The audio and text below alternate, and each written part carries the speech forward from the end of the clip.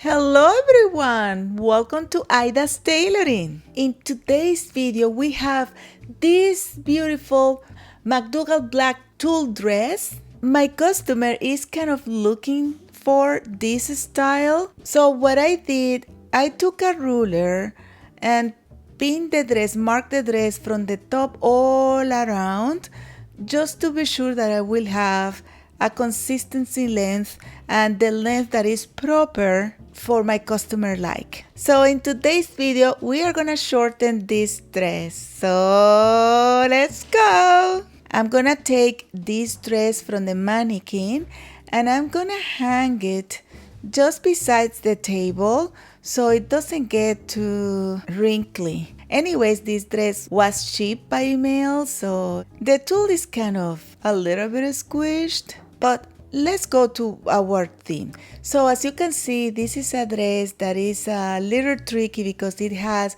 so many ruffles of tools and layers. And let me explain you how this dress works so you can understand what we can do. So I'm gonna just rapidly draw the way that the dress is done. It's like a kind of skirt, it's kind of a circular skirt, and then it has lines, vertical lines, but in each line we have a ruffle. So let me show you in the dress. You see, you can see the ruffles go vertical. Like if I open that, you can see it. So in order to shorten that dress, we have to take that into account. So basically, I'm gonna draw a few ruffles so you can see. So if I wanted to shorten there, you see I have to shorten each ruffle individually. So there are two ways that we can do. The faster is just to go with a scissor and cut it straight and then cut the ruffle, cut it straight, cut the ruffle. But that way is not really too precise. I'm gonna do the more proper job.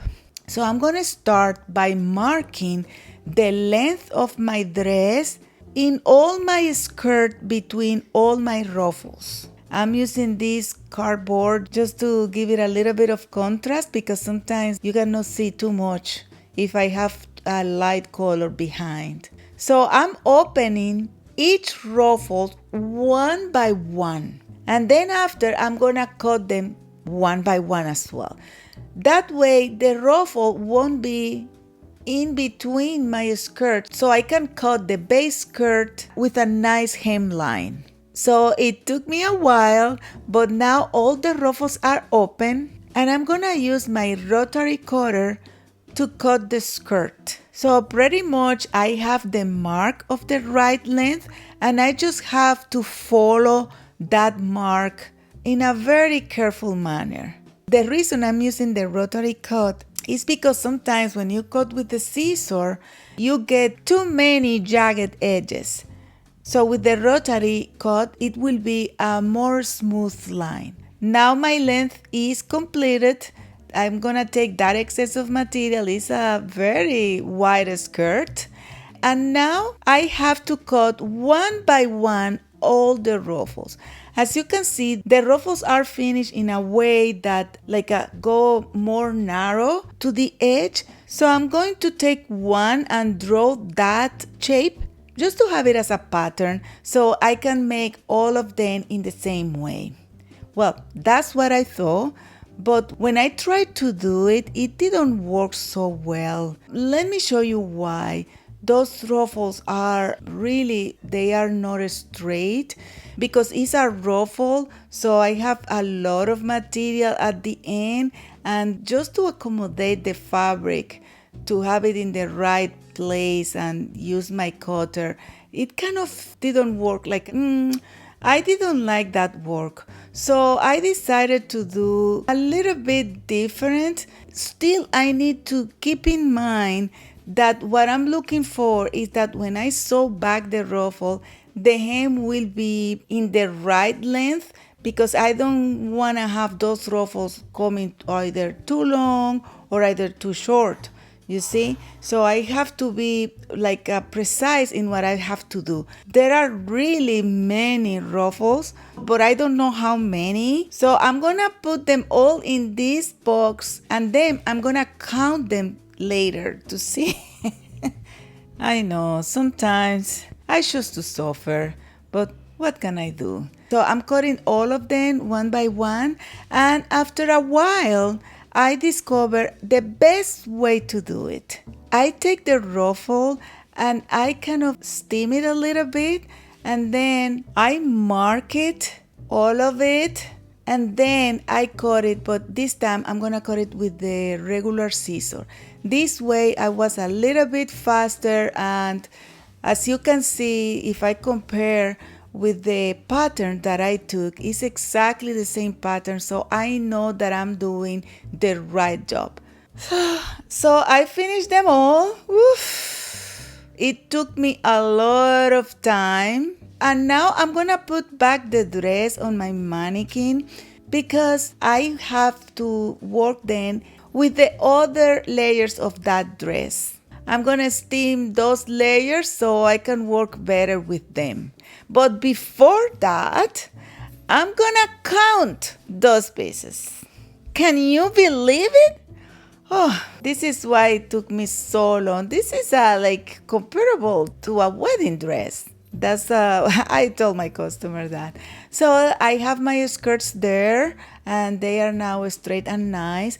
And I'm going to measure the length of the dress in all my layers because I have to cut those layers a little bit shorter than the original one. I'm measuring even the inside layer, but I don't know, I'm not a contortionist, so I put my mannequin over the table, and that way I can measure everything in an easier way. See? Okay, now that I have all my measurements, I have to cut them one by one. I'm gonna start by cutting the first one, and this one pretty much will be almost the same length that the top layer. It will be just kind of a half an inch difference, but not really much difference. So I'm marking and cut it. I use another layer underneath so I can see better. And I'm going, now that I mark one with the chalk, that will be the same kind of arc. And then I just have to put the original mark with this arc and just cut them. And this was easy. With this layer with the horsehair, I have a plan. I want to kind of just fold it, but I want to fold it just on top of the first horsehair a little bit, and then in between a little bit more. So both horsehair goes a little higher. And with the layers inside is pretty straightforward. I just have to make it more or less about 1.5 inches shorter than the original one, 1.5 inches or so, just to make sure that this lining won't peek out in any moment, but it still will be long enough to cover, my customer. This one is very easy. They just serge and top stitch, and this is what I'm gonna do. So I'm almost ready to sew, and as I told you, I'm gonna just stitch with this layer so I don't need to cut anything from now. So I can go to my serger machine and I can serge just the lining layer, and then I go to my sewing machine and I fold and top stitch. That's easy. Sometimes when you are working with this fabric, you have to be very careful and be managing that hem, otherwise the hem doesn't really look very good. And I finished that hem, and my original plan with the horsehair layer didn't work because I didn't realize that dark skirt is cut completely circular. So if I try to do those darts, the darts won't look good at all. So I'm removing the horsehair and I'm gonna sew it on top. I put a little pin on the bottom part so I don't get confused, because usually when you are reusing the horsehair already has the shape of the circular skirt, meaning that the bottom part is a little bit wider than the top part. So I have to keep it the same way, otherwise I will have a lot of hard time sewing it. So because I already sitting down in my machine and I don't want to stand up, but still I have my marks, I'm gonna just go and sew. So what I'm gonna do, I have my marks and my marks are at the exact same length, and I need to do that layer about 1 inch shorter than the outer layer. So I put some pins so you can see what was the length of the other skirt, and I'm gonna sew about 1 inch on top of that. So pretty much I'm doing, what you need to do when you are sewing the horsehair. You don't need to pull too much the horsehair. You have to be very careful. I have another video that I'm gonna link in the description box where I explain how to sew the horsehair. So we are just gonna try to, show you how to think when you have a project this size. I'm cutting now the layer of the skirt so I can fold the horsehair back and sew it back and sew the top part of the horsehair on the skirt. If you already saw that video I was telling you about, you know that you have to be very careful with the top part because usually the bottom part is a little wider than the top part, so you have to be careful to have a nice finish. So these are done, and I was a little scared that the horsehair would be a little too close, but I think they look really, really good. So now I'm not worried about it. And my last step is to sew back those ruffles. So it takes time, but not as much as remove it. And my dress is done. I'm trying to puff it out a little bit, but I think it needs some kind of steaming. But here you go, the before and after. I think the after goes way better with what my customer was looking for.